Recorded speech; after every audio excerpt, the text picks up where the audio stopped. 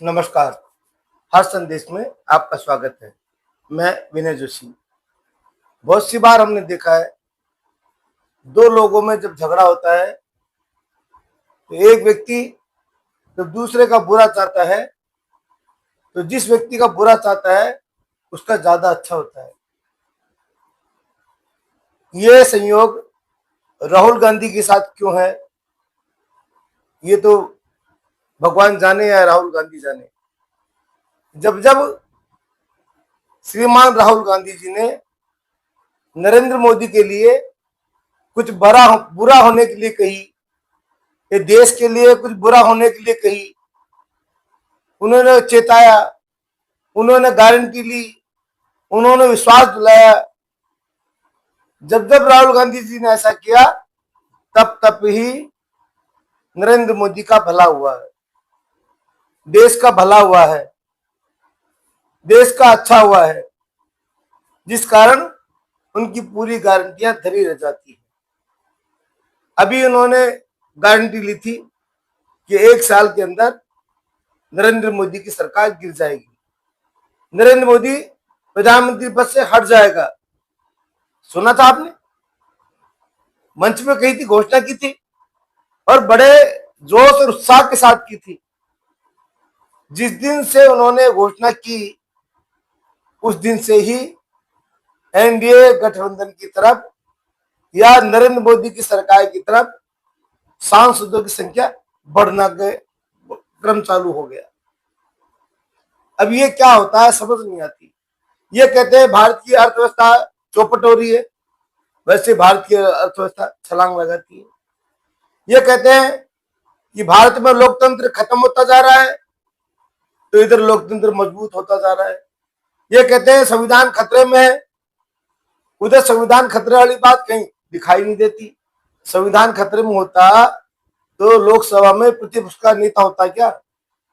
जो संविधान खतरे में पटकेगा, तो नरेंद्र मोदी को तू तड़ाके से बात करता है, वो तो उसको हटा के पटक देगा कि संविधान की क्या परवाह करनी है, हटाओ प्रतिपक्ष के नेता को। तो इसके मतलब संविधान है, संविधान का डर भी है, ये बात हम सब जानते हैं। वरना जो आदमी ताकत में तानाशाह मानते हैं जिसको, तो वो तो फिर किसी को भी तानाशाही करके हटा सकता है। इसलिए नहीं हटा सकता कि लोकतंत्र कायम है, संविधान कायम है, किसी की बपोती नहीं है।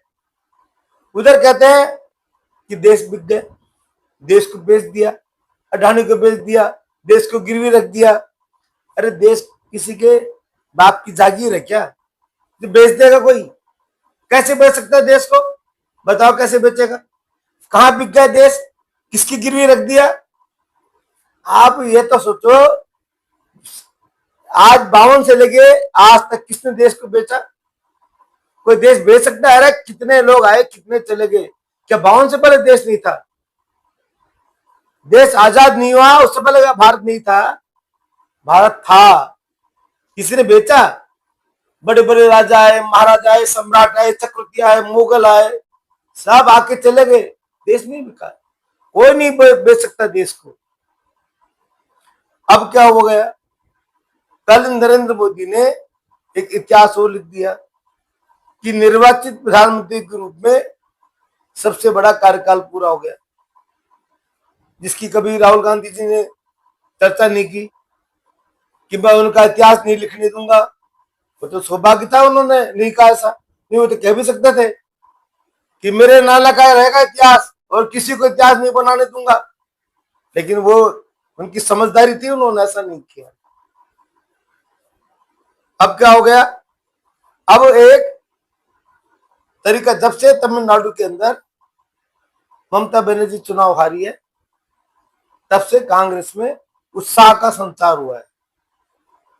मैंने आपको एक बार पहले बताया था कि कांग्रेस ये चाहती थी कि तमिलनाडु में, पश्चिम बंगाल में ममता बनर्जी हार जाए। अब ममता बनर्जी पश्चिम बंगाल में हार गई, उनकी पार्टी भी टूटने की स्थिति में आ गई।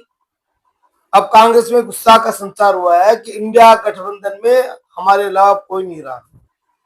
बात सही भी। जिस दिन इंडिया गठबंधन का गठन हुआ था उस समय 10 राज्यों में इंडिया गठबंधन की सरकार थी। अब कितने में रह गई? 4 में। और जिसमें भी झारखंड,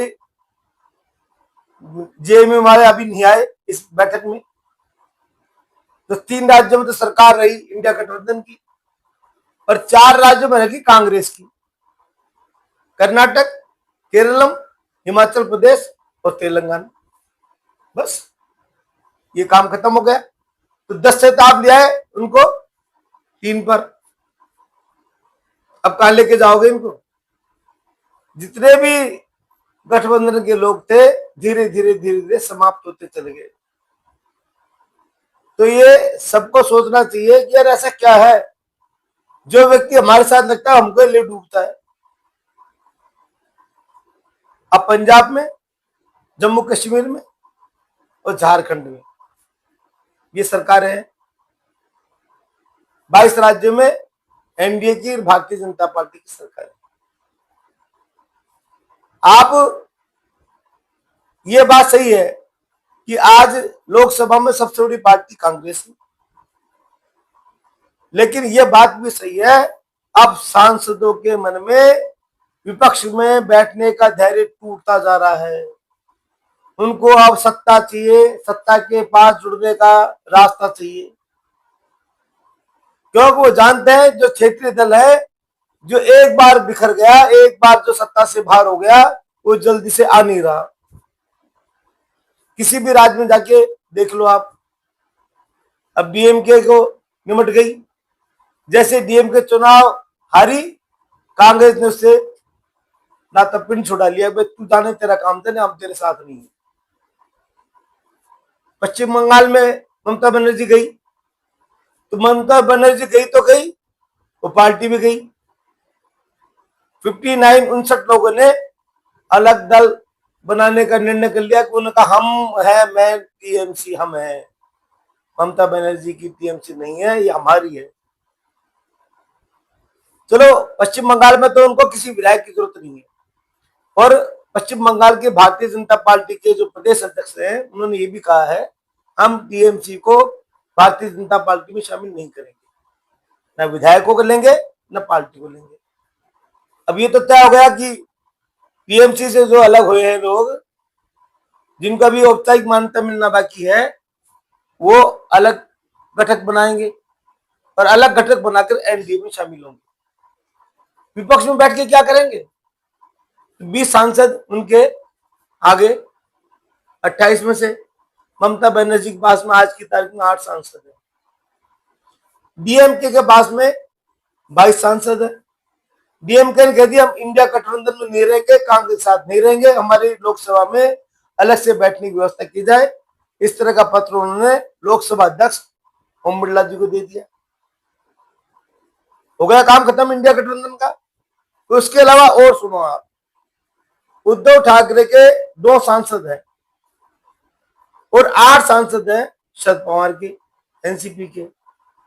अब शरद पवार जी का ताकत सब खत्म हो गई। अब लगता नहीं है कि उनका राजनीति का सूर्य उदय होगा।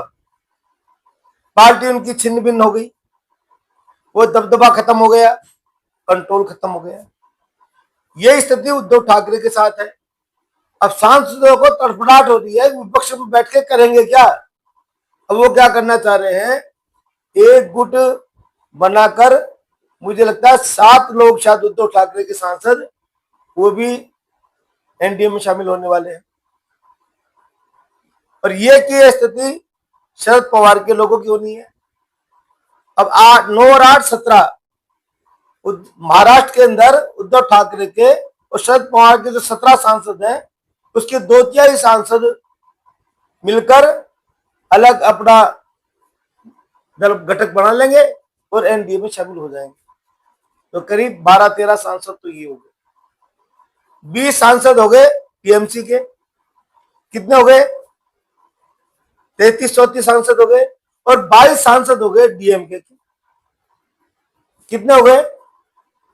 करीब 54-55 सांसद हो गए। ये किसको समर्थन देंगे? एनडीए को। अब एनडीए के बाद 2/3 बहुमत हो गया लोकसभा में, आप तो कह रहे थे कि सरकार गिरेगी, है तो मानसून सत्र तक मुझे लगता है कि भारतीय जनता पार्टी खुद 272 हो जाएगी, सामान्य बहुमत में पहुंच जाएगी, और एनडीए तो बहुमत तो हो ही जाएगा। राज्यसभा में लगभग 2/3 बहुमत बीजेपी के पास, एनडीए के पास हो जाएगा, और आप सरकार गिराने जा रहे हो। भाई सरकार कैसे गिरोगे? कोई जादू है क्या? बात रही उत्तर प्रदेश की, तो अखिलेश यादव 400 सीट छोड़ने वाले नहीं है, वो 400 सीटों पर चुनाव लड़ेंगे। मायावती आपके साथ आ नहीं सकती, क्योंकि मायावती ने देखा जब उसने कांग्रेस से गठबंधन किया तो उसके वोट बिखर गए, उसने समाजवादी पार्टी से गठबंधन किया तो उसके वोट बिखर गए, और बिखर के इतनी सबसे बुरी स्थिति में बहुजन समाज पार्टी उत्तर प्रदेश में पहुंच गई। अब उसको क्या पार्टी को खड़ा करना है? पार्टी को खड़ा करना है तो अपने कैडर के वोटों को वापस अपने में मिलाना है। तो बहुजन समाज पार्टी, मायावती जी इसे इंडिया गठबंधन से दूरी बना के रखेगी। अब कांग्रेस की सबसे बड़ी समस्या यह है कि वह उत्तर प्रदेश में अपना वजूद बनाने के लिए लड़ाई लड़े, और बिना साइकिल पर बैठे वे अपना वजूद बना नहीं सकते। अखिलेश यादव ने देख लिया कि मोटरसाइकिल पर बिहार में तेजस्वी यादव के साथ बैठे थे राहुल गांधी, तो बिहार के अंदर तेजस्वी यादव की पार्टी आरजेडी सबसे बुरे दौर में चले गई, 25 विधायक जीत के आए। जब से लालू प्रसाद जी यादव ने पार्टी का गठन किया, तब से इतनी बुरी स्थिति आरजेडी की कभी नहीं हुई बिहार में जो अब हुई है। मोटरसाइकिल बैठे थे ना, बैठ गई मोटरसाइकिल में, भट्टा बैठ गया, तो अब अखिलेश जी को साइकिल पर कैसे बिठाएंगे? उनको अपना भट्टा नहीं बिठाना। अखिलेश जी केवल वहां भी उनको देने की सीट देने को तैयार होंगे जहां अखिलेश यादव को लगता है कि यहाँ हमारा कोई वजूद नहीं है, न कांग्रेस जीत सकती है, ना हम नहीं जीत सकते। ऐसी जो भारतीय जनता पार्टी की 16 सीटें हैं, वहां पर कांग्रेस से कह देंगे यहां लड़ लो और यह दिखाओ ताकत। वो क्यों लड़ेंगे? वैसे जाके जाके क्यों घुसेंगे जहां लगता है यहाँ तो पहले से मौत तैयार है, यहाँ तो पहले से हार तैयार है, तो राजनीतिक डेथ होने वाली है, तो वहां तो कोई ना तो समाजवादी पार्टी के लोग चुनाव लड़ने वाले, तो ऐसी जगह कांग्रेस लेगी नहीं। कांग्रेस कहां लेगी? जहां उनको हलवा दिख रहा होगा, तो वो क्यों घुसाएंगे उसको उत्तर प्रदेश में? आपने मध्य प्रदेश में समाजवादी पार्टी को जगह दी थी क्या? नहीं दी ना। कर्नाटक में नहीं दी ना, तो अब आप वो कैसे देंगे आपको? वो भी आपको जगह नहीं देंगे। इसलिए अब कांग्रेस कह रही है कि जब अभी इंडिया गठबंधन की मीटिंग हुई तो कह रहे हैं कि मेरी छतरी के नीचे आ जा। अब आप हमारे छत्ते के नीचे आओ, क्योंकि किसी भी इंडिया गठबंधन के किसी भी क्षेत्रीय दल के पास में अब ताकत नहीं बची है। अब तो ताकत हमारे पास ही है।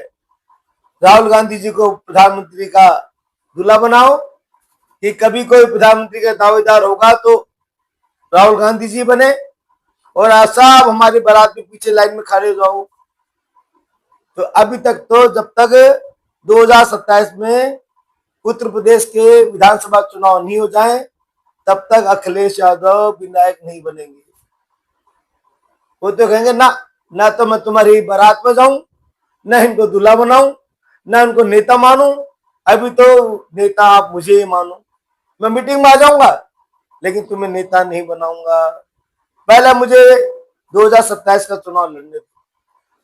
तो राजनीति के अंदर अपरिपक्वता जो होती है, अपरिपक्व रूप से जो भाषण दिए जाते हैं, वो कभी कभी बहुत नुकसानदायक हो जाते हैं। अब पता नहीं उनके कौन से सोर्स हैं राहुल गांधी जी के, जो भविष्यवाणियां करते हैं, चेतावनी देते हैं, वो आगाह करते हैं और गारंटी लेते हैं, वो सब चीज उनकी हवा में उड़ जाती है। कोई चीज ना उनकी कोई कोर्ट मानता, ना उनकी बात जनता मानती, ना उनकी बात को भगवान सुन रहा। अरे भगवान भी कैसे सुने?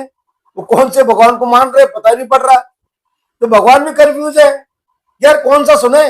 भाई तू सुन ले, दूसरा भगवान दूसरे से कहता होगा। तो इसकी जो भी गारंटी है, इनके जो वादे हैं, वो सब झूठे हो रहे हैं। वो